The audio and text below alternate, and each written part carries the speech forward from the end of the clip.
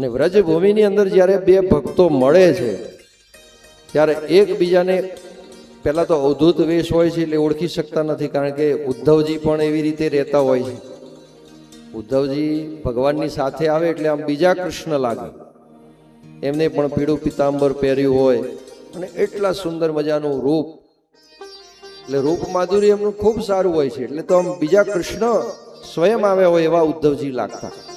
પણ એમને પણ અવધૂત વેશે, વિદુરજી પણ અવધૂત વેશે. પહેલા તો થોડો સમય એકબીજાને જોઈ રહ્યા, પછી એકબીજાની ઓળખાણ થઈ, ઓળખી ગયા. પછી તો બંને હરિના ભક્તો હોય છે, એટલા પ્રબળ ભક્ત એટલે બંને બાથે પડી જાય છે અને ખૂબ સારી વાતો અને ભગવાનનું કીર્તન કરે, ભજન કરે. ને પછી વિદુરજી જે છે એ ભગવાનના સમાચાર પૂછે. અને જેવા વિદુરજી ભગવાનના સમાચાર પૂછે છે ને ત્યારે તો ઉદ્ધવજીની આંખમાંથી દડ દડ દડ આંસુઓની ધારા થવા લાગે. વિદુરજી, તમે જેમને હૃદયની અંદર ધારણ કર્યા છે અને અહીંયા વ્રજભૂમિની અંદર જેના ગુણાનુવાદ કરી રહ્યા છો એવા ભગવાન શ્રી હરિ નારાયણ એ પોતાના સ્વધામ પધાર્યા છે. ત્યાં સ્વધામ પધાર્યા છે એવું કીધું, ત્યાં જ વિદુરજીના હૃદયની અંદર પહેલા તો મોટો ધ્રાસકો લાગે છે. શું ભગવાને આ ધરા ઉપરથી વિદાય લીધી? એટલે કે હા વિદુરજી, ભગવાન પોતાના નિજધામ પધાર્યા છે, પણ તમે ખૂબ જ ભાગ્યશાળી ભક્ત છો.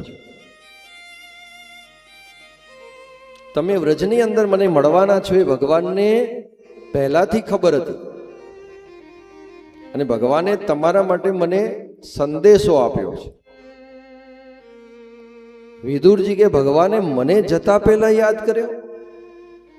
હા, ભગવાન કહેતા હતા કે હે ઉદ્ધવ, આ ધરા ઉપર હું માત્ર વિદુરનો ઋણીઓ છું. ઘણા બધાનું ઋણ મેં ઉતારી દીધું છે, પણ વિદુર એક મારા એવા ભક્ત છે કે જીવનમાં એમને મારી પાસે કંઈ માંગ્યું નથી અને શાશ્વત ભક્ત છે મારા. અને શાશ્વત ભક્ત માટે મારે શાશ્વત વસ્તુ આપવી છે. એટલે તમને જ્યારે વ્રજની અંદર વિદુરજીનો ભેટો થાય ત્યારે વિદુરજીને તમે એટલું કહેજો કે તમે મૈત્રી મુનિના આશ્રમમાં જજો અને ત્યાં મૈત્રી મુનિ જે છે એ તમને ભાગવતજીનું જ્ઞાન આપશે. ભગવાન જ્યારે સ્વધામ જતા હતા ત્યાં હમણાં જ શાસ્ત્રીજીએ કહ્યું એ પ્રમાણે ઉદ્ધવજી અને મૈત્રી મુનિ બંને ભગવાન પાસે બેઠા હતા અને બધું જ્ઞાન મૈત્રી મુનિ અને ઉદ્ધવજીને ભગવાને ભાગવતજીનું જ્ઞાન આપ્યું છે. ઉદ્ધવજીનો પ્રશ્ન હતો કે ભગવાન, તમે તો આ ધરા ઉપરથી લીલાઓ પૂરી કરી અને સ્વધામ જશો, પોતાના ધામમાં પધારશો, પણ તમારા ભક્તો તમારો વિયોગ કઈ રીતે સહન કરી શકશે? જે તમારી સાથે ઉઠ્યા છે, બેઠા છે, તમારું રૂપ માધુર્ય જોયું છે, તમારા શબ્દ 5 તન માત્રાઓ તમારી સાથે રહીને જેને ભોગવી છે કે તમારા શબ્દો તમે જે કંઈ બોલો એ સાંભળ્યું છે, પછી રસ, રૂપ, ગંધ અને સ્પર્શ, તમારો જે ભક્તોને સ્પર્શ થયો હોય એ તમારો સ્પર્શ પણ આહ્લાદદાયક હોય અને એ સ્પર્શની અંદર એક ઉર્જા સમાયેલી છે.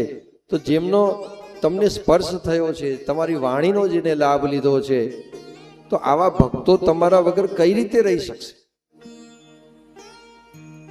ત્યારે ભગવાને ખૂબ પૃથ્વી ઉપર બિરાજમાન રહીશ.